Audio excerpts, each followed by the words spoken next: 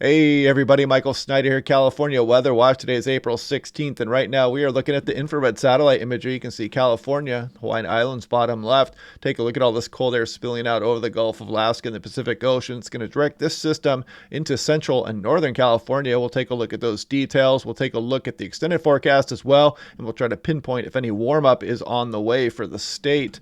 Taking a look here at the drought conditions across the state of California, we are no longer dealing with any severe, extreme, or exceptional drought. Big change from just a few months ago when we had huge pockets of exceptional, extreme, and severe drought across much of the state. So very good news on the drought front. This is gusty winds. National Weather Service Los Angeles here with this graphic, blowing dust, sand off to the east as well. And you can see some gusts up to 45 miles per hour across portions of Southern California. Also, watch out if you're out there driving a high-profile vehicle for sure. This is looking at National Weather Service Hanford. Air will be warm. The water is cold, so just watch out for that. The water is swift, and most stream conditions, river conditions are fairly high right now. This is looking at the temperature up towards 18,000 feet. You can see Washington, Oregon, California. There's Hawaiian Islands, bottom left, Pacific Ocean here. And if you look there, you can see that cold air directing some systems into the Pacific Northwest and into California here. That's what's spawning that storm here, is this cold air aloft here, this polar lobe moving across the region. Now we're going to take a look at the precipitation that's going to generate here. As you can see, as we go through Monday into Monday night, you can see some of this precipitation falling across central and northern California shown there. Let's take a look at what kind of snow we can expect with that also. It will bring another coating mainly to northern Sierra and some of the central and northern Sierra Nevada here as well, and some of the Siskiyous here, including I-5 could get some snowfall at times here as we go through this week. This is looking at total precipitation in inches, and you'll see that Southwest Oregon, extreme northwest California is going to be favored as the system slides through. This would be about Friday afternoon shown here. Not much expected Central California south through the next upcoming week here. This is looking at the wider view of things here. This is up towards 5,000 feet. We have the GFS, a global forecast system, on the right versus the European model on the left.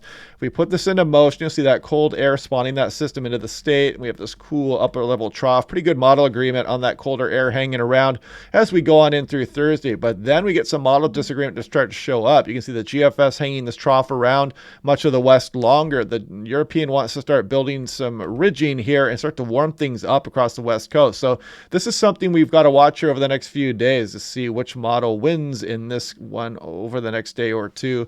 But yeah, so you can see the European wants to warm things up. The GFS, not so quick. We'll watch that here over the next few days. Reservoir conditions, you don't need me to tell you here that much of the region is doing quite nicely here. Look at Shasta up to 92% of the total reservoir capacity, well above its historical average at this point. Here we are. This is percent of April 1st average. The central and southern Sierra are well above average here. Record high is 293% of normal. And you can see that epic winter of 82 through 83 with a big melt started off here in May here. So hopefully we can kind of gradually melt this by the time we get to this point, because by the time we get to May, we are going to go through some warm periods here. You can see for the central Sierra here, that big snow melt started occurring there in about mid-May as well. You can already start a little bit of a downward trend here. So we're probably already reached the peak for the snow water equivalent here across much of the Sierra Nevada. And as I've been mentioning the last few days here, we are headed towards El Nino. It'll likely be in place by the time we go through summer and fall. And there is a chance for a potential strong El Nino coming up. It's something we'll watch here over the next few months, of course. And if you guys want a nice, affordable home weather station here, click on the link below, save 10%. It's very accurate here. It's all solar powered, no batteries, stores all your data for you on the web. It'll send notifications to your smartphone as well. Very impressive weather station here. I've had a fun time comparing this with some much more expensive professional weather equipment, and it is doing exceptionally well.